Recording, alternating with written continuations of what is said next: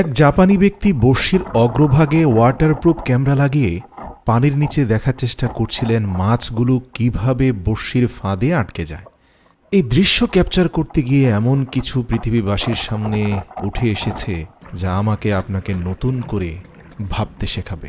ভিডিওর শুরুতেই আমরা দেখতে পাই বড়শি পানিতে ফেলা হয়েছে এবং এর চারপাশে মাছগুলো আকৃষ্ট হচ্ছে খাবার খাওয়ার জন্য, আর খাবারের ভেতরে টোপ রাখা আছে। প্রাথমিকভাবে আমরা ছোট ছোট মাছগুলোর প্রতিক্রিয়া দেখতে পাই।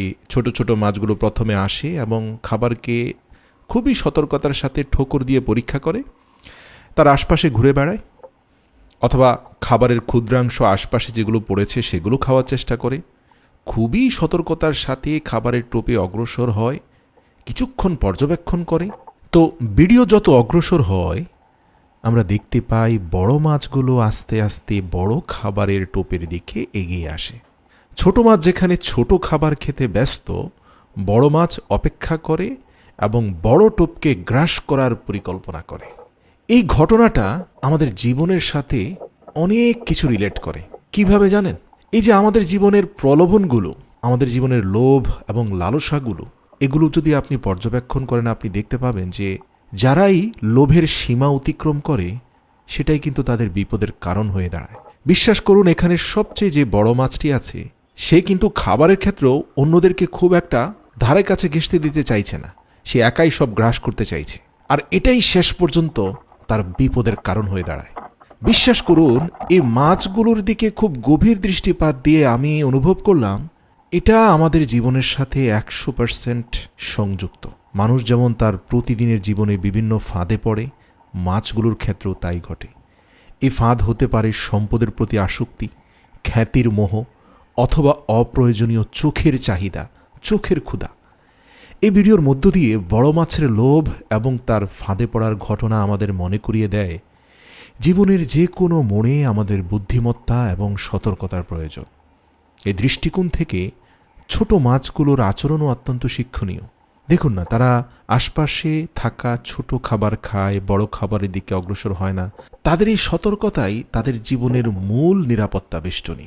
আর আমাদের সমাজেও আমরা দেখতে পাই যাদের হাজার কোটি টাকা ব্যাংকে পড়ে থাকার পরেও অন্ধভাবে আরও বেশি রাষ্ট্রীয় সম্পদ অথবা ক্ষমতার অপব্যবহার করে দুর্বলদের কাছ থেকে সম্পদ কেড়ে নেওয়ার ক্ষুধা নিবারণ হয় না। শেষ পর্যন্ত তাদের পেট কিন্তু আর ভরে না, সেই পেট মাটি দ্বারাই ভরে। এই ভিডিওর গুরুত্বপূর্ণ অংশ হলো ছোট মাছগুলোর সংযম এবং বড় মাছের ধ্বংস। ছোট মাছগুলো বড় টোপ থেকে দূরে থাকে কারণ তারা বুঝতে পারে এটি বিপজ্জনক। অন্যদিকে বড় মাছগুলো বড় খাবারের লোভে অন্ধ হয়ে পড়ে এবং ফাঁদে আটকে যায়। এই দৃশ্যটি আমাদের জীবনের একটি বড় শিক্ষা দেয়। আমাদের জীবনে অনেকবার এমন পরিস্থিতি আসে যেখানে বড় সুযোগ বা লোভনীয় কিছু আমাদের সামনে আসে। যদি আমরা ছোট মাছের মতো সচেতন এবং বুদ্ধিমত্তার সঙ্গে কাজ না করি তবে আমরা বিপদ এড়াতে পারি, কিন্তু বড় মাছের মতো যদি আমরা লোভের ফাঁদে পড়ি তবে আমাদের শেষ পরিণতি হবে ধ্বংস। দুনিয়ার বিভিন্ন প্রলোভন আমাদের জীবনের প্রতিটি ক্ষেত্রেই কিন্তু উপস্থিত আছে। এগুলোর মধ্যে রয়েছে সম্পদ, খ্যাতি, বিলাসিতা এবং ক্ষমতা। মানুষ যদি এই প্রলোভনে অন্ধ হয়ে যায় তবে তার পরিণতি বড় মাছের মতোই হবে। হাদিসে আছে, এই দুনিয়া একটি ক্ষণস্থায়ী জগৎ, এটি পরকালের অনন্ত জীবনের জন্য একটা প্রস্তুতির স্থান মাত্র। যারা দুনিয়ার মোহে পড়ে অন্ধ হয়ে যায় তাদের পরিণতি হয় করুণ। এই ভিডিওর বড় মাছটি যেমন বড় খাবারের লোভে পড়ে ধ্বংস হয়, তেমনি আমরা দুনিয়ার মোহে আটকে গেলে আমাদের পরিণতি হয় অনুরূপ। রাসূল সাল্লাল্লাহু আলাইহি সাল্লাম বলেছেন, মানুষ যদি একটি সোনার পাহাড় পায় তবে সে আরও একটি চাইবে। তার পেট কবরের মাটি ছাড়া আর কিছু দিয়েই ভরাট করা যাবে না।